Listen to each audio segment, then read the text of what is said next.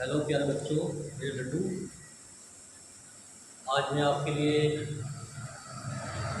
Video बनाने जा रहा हूँ कक्षा 10 गणित।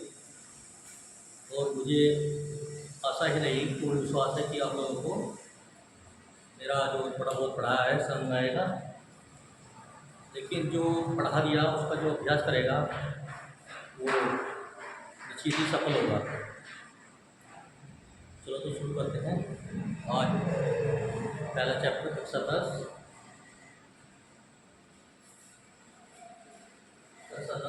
गणित।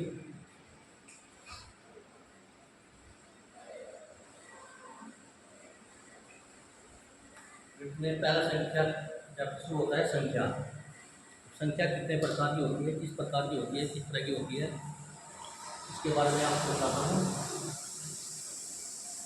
संख्या दो प्रकार की होती है, एक वास्तविक संख्याएं और दूसरी काल्पनिक संख्याएं। जो आप लोगों को कक्षा 11 पढ़ाई जाएगी, कक्षा 10 में इसका कोई मैथ नहीं है। जब आप लोग कक्षा 11 तक पहुँच जाएंगे, कक्षा 10 शुरू करके, तो आप लोगों को ये पढ़ाई जाएगी।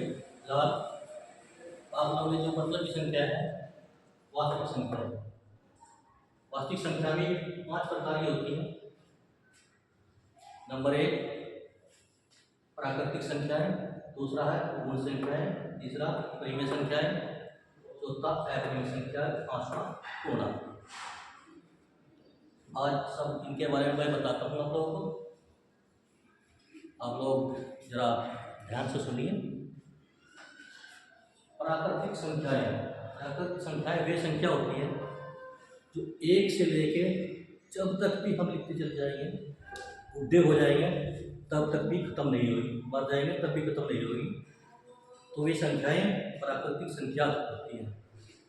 चाहे 1 से शुरू करी और अंत जहाँ तक भी होगा, वे सारी हमारी प्राकृतिक संख्याएं हैं। दूसरी पूर्ण संख्याएं होती थी, ये भी प्राकृतिक संख्या जैसी है, लेकिन इसमें शुरुआत होती है शून्य से, जीरो से। जीरो के साथ आगे जो नेचुरल नंबर है 1 2 3 4 5 6 100 तक, जैसे आगे तक जहाँ तक भी, वे हमारी संख्याएं पूर्ण संख्याएं होती है। उसके बाद पूर्णांक हम जैसे प्रदर्शित करते हैं, और ये कुछ माइनस में होते हैं, कुछ प्लस में होते हैं। कितने ही माइनस में होते हैं, कहीं प्लस में होते हैं।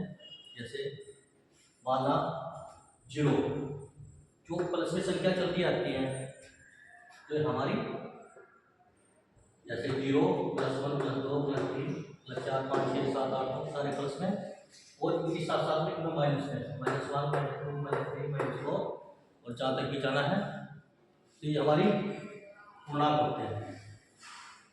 नंबर 4 परिमेय संख्याएं। प्रत्येक संख्या जो P/Q के रूप में लिख सकते हैं, और Q बराबर 0 नहीं होना चाहिए, 0 नहीं होना चाहिए। वह संख्याएं पूर्ण परिमेय संख्या क्या है। जैसे P तथा Q पूर्णांक, P और Q का HCF यानी कि लघुत्तम समावर्तक।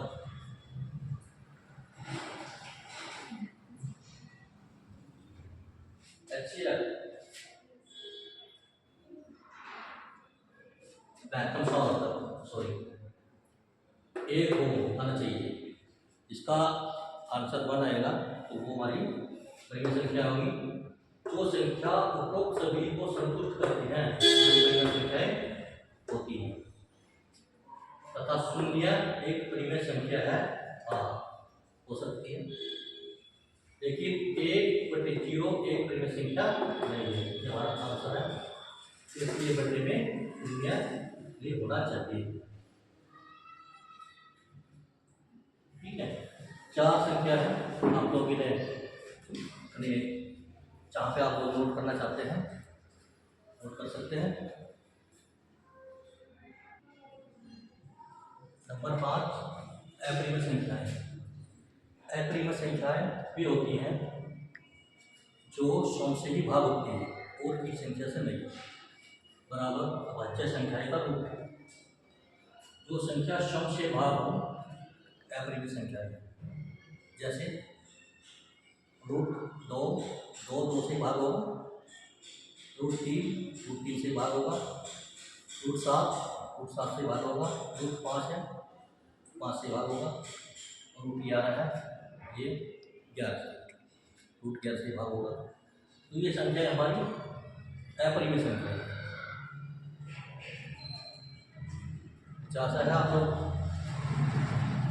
इन्हें समझ गए होंगे। जो समझ में आए, जिसकी समझ में आए वो मैथ करें। कल नेक्स्ट वीडियो डालता हूँ, क्योंकि एकदम से ज़्यादा कोई काम देना कोई आप लोगों को शुरू ना हो। कल से 1 घंटा वीडियो डालूंगा।